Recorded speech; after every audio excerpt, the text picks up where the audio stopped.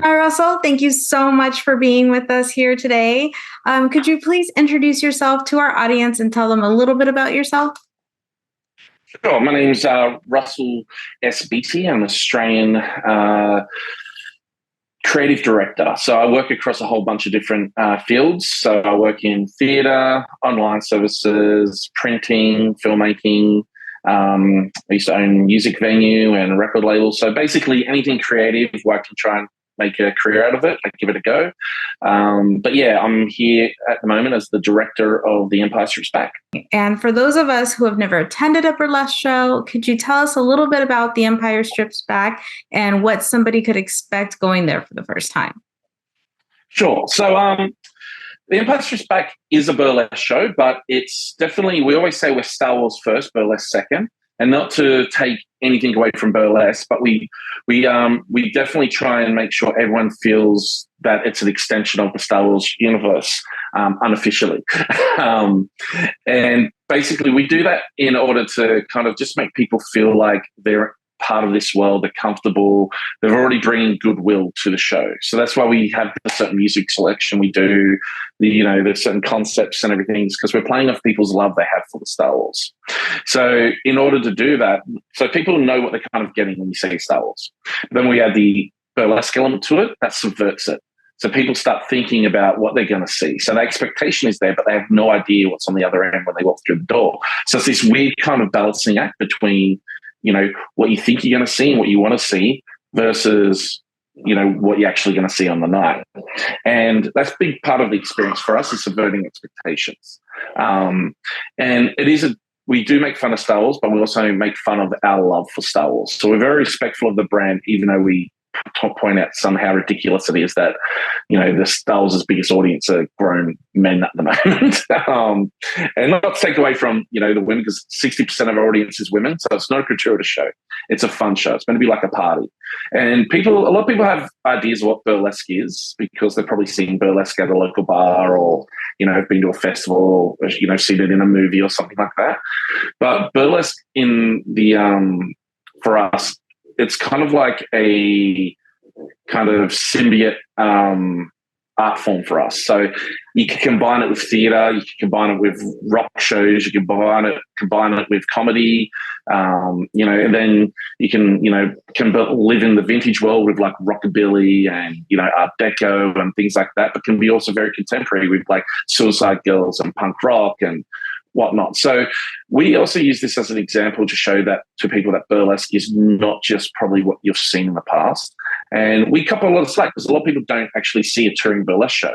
And when you make a touring burlesque show, you have to appeal to so many different markets, So we try and create something what's a little bit more commercial, a little bit more accessible for the larger public, because it is Star Wars, and Star Wars is owned by everybody.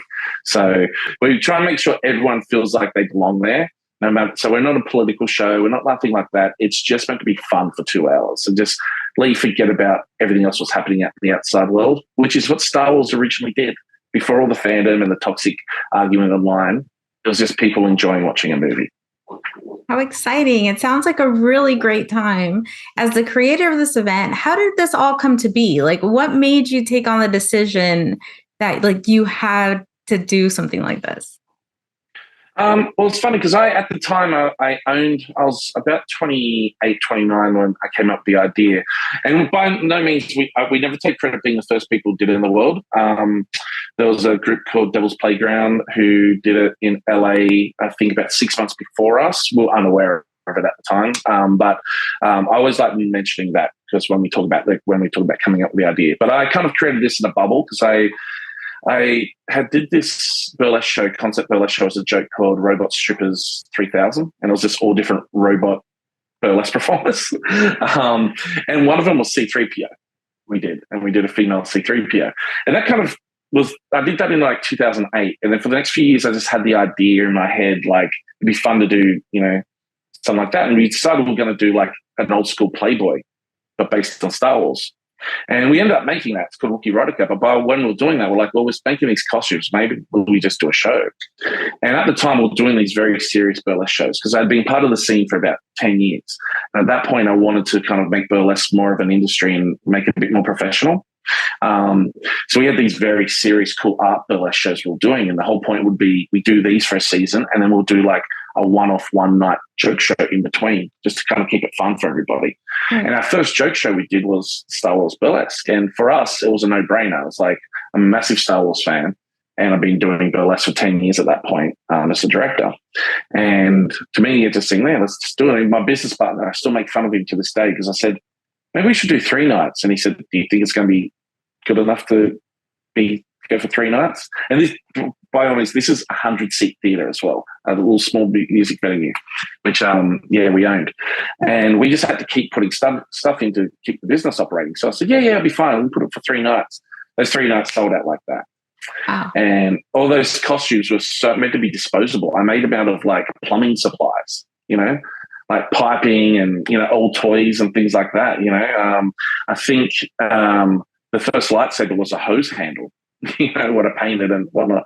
So we didn't have a lot of money, so it was just, you have to get creative. And if you go back to our first run, you look at photos, once I point out, you'll never see the costumes in the same way again because they're just made from things we found around the house. And then, but they was charming, and that sold out straight away. So we brought it back because to high demand, and then that sold out 2 weeks, and we brought it back again. It sold out 4 weeks, So we're like, okay, we need to take this to other cities. And then we said, well, we can't sit down in a city for 3 weeks with the way the show is. So we decided to play bigger venues, but with smaller engagements, so like 1 or 2 nights, but get 1,000 people in as opposed to 100. Did we make a mistake doing that? Because when we put that tiny little show from our small theatre on the big stage, we're like, oh my God, nothing translates. So it was still fun, but it lost any of the spectacle, the wow factor. It looked amateur hour. And we never had experienced that before because in the small venue, you have so much more goodwill given to you because it is a small venue and it's intimate and it's, so we had to replace that intimacy. And we did that with spectacle. So in the middle of the night, one night, so my business partners didn't want me to spend any new money building the new version, like upgrading anything. They said, we'll do it soon. And I got fed up one night. So I went to the dump one morning and destroyed all our props and costumes to force us to make new ones. So I don't think that went over well. They're my business partners. They know who I am. But I left enough that if we had to do stuff, we could still do stuff. But like some stuff on our last legs, I just had to get rid of. So we destroyed all that and we decided we're going to rebuild because if we're going to rebuild, we go big. And we said we want to do like a Broadway version of the show. Wow. And that's what kind of ended up. That sounds amazing. What kind of an undertaking is that to just like go from a small intimate thing into like the large scale? I mean, how many people did you have to bring on? Were there like big changes that you had to make? Yeah, well, we had to do a massive scale up in skills for us because I'd worked with like special effects stuff like latex and fiberglass before and whatnot, but not to the extent of what we needed. And I really needed to know everything. And luckily, I was like Tom Savini kid, so I grew up watching all effects-based movies and whatnot, like Stan Winston's and everything. And we so I had already had a lot of connections, but I had to kind of double down on that, and we had to start working with like people who worked on the Star Wars films. Oh, wow. So, yeah, we got the guys who built the R2-D2s for the prequels. They made our R2-D2. We got the guys who made the Wookiee suits and everything for the prequels. They made our Chewbacca. Like the stuff we have, we've got like the best.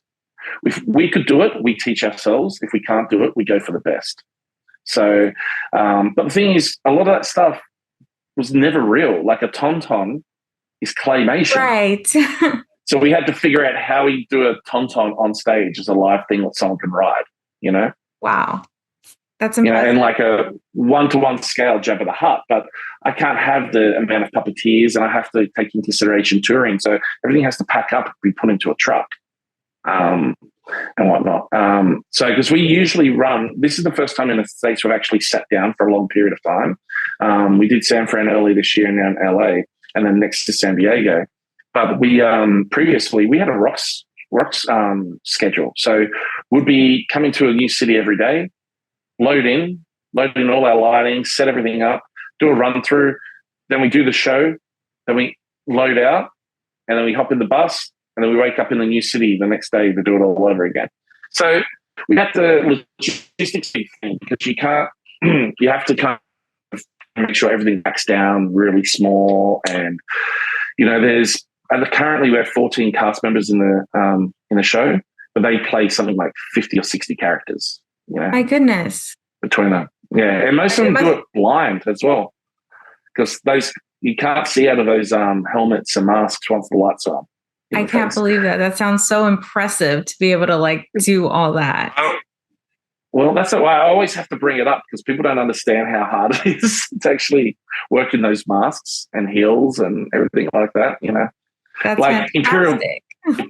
Like an Imperial Guard helmet that comes down to here. So all your oxygen when you're breathing has to come from down here. And then you've got the helmet here with the visor. As soon as you start breathing, that fogs up. And then the lights hit it, and it's just a blur. So the girls just do it by count. Most of them close their eyes and just do it by count. Wow, that is insanely amazing. So currently you're in Los Angeles, and you're extending your stay in Los Angeles until January the 28th. Is that right? Okay, That's excellent. correct. And so then where did you say the show was heading to after this? San Diego. Excellent. And then as the show continues, do you plan to change up the routine, or are you sticking with the current show you have right now and just bringing it to different places? Yeah, so we say it's kind of like going to see a theatre show, So it's pretty much most of it's the same every time you see it. But the thing is, every performer who inhabits the role, we change the act to suit their dance style and suit their own performance ability. So the acts do change. I do mix up the acts sometimes, like I change songs and everything, but there's so much invested in the costumes and everything that we can't keep changing our costumes or whatnot. And we only really pull from the original trilogy. We don't pull from the prequels or the sequels or the extended universe too much. But we have our own kind of extended universe. We have like I said, we have our Wookiee Eroticas, which are our Star Wars Playboys. We have,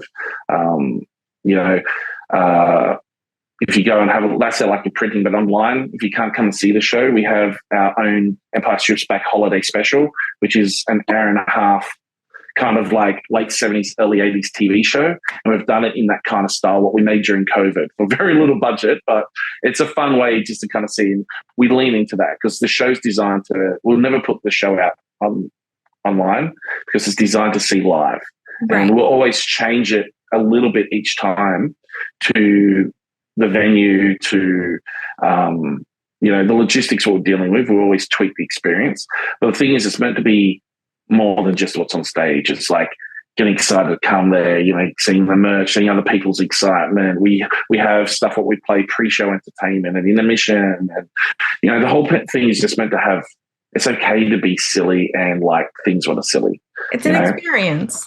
Yeah. It is, and it's about kind of, to me, the way I describe the show, it's a children's show for adults. And I know that might sound weird, but think back when you went and saw a kids show. It wasn't about the story so much. It wasn't about.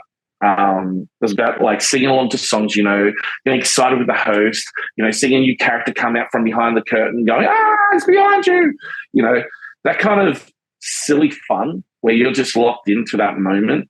People forget that. They're all connected to their phones these days. They're all multitasking. They're all got a million things going through their heads.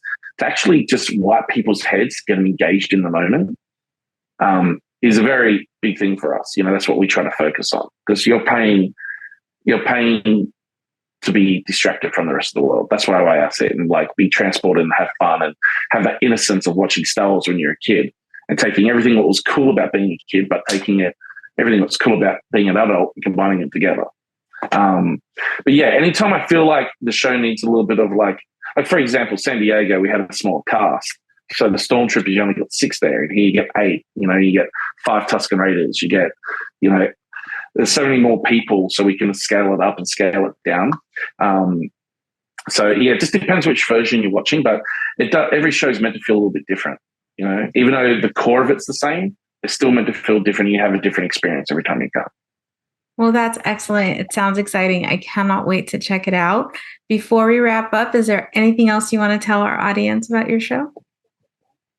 No, the best thing is, even if you've seen Star Wars, if you haven't, doesn't matter. You'll still enjoy it. Obviously, if you've seen Star Wars, you're going to get a lot more out of it. Bring your partner or bring a group of friends. That's like our main demographic, like groups of friends coming, and it's a great date night. It's a chance to dress up and have fun and whatnot. And if you ever want to, if you can't make it to one of our shows, check out our YouTube. There's a whole bunch of videos on there what you can check out. If you're into what else we do, I have another company called Giant Panda King, which makes she's a publishing company and does all merchandise and whatnot. But we do all our high concept kind of books through there. And then we also have a film company where I've got a feature film coming out later this year called Ugly Carter. And so we just like keeping busy doing fun stuff. Well, it sounds exciting. I can't wait to check all of that out. Thank you so much, Russell, for taking the time to speak with us today. I really appreciate it. No problem. Thank you for having me.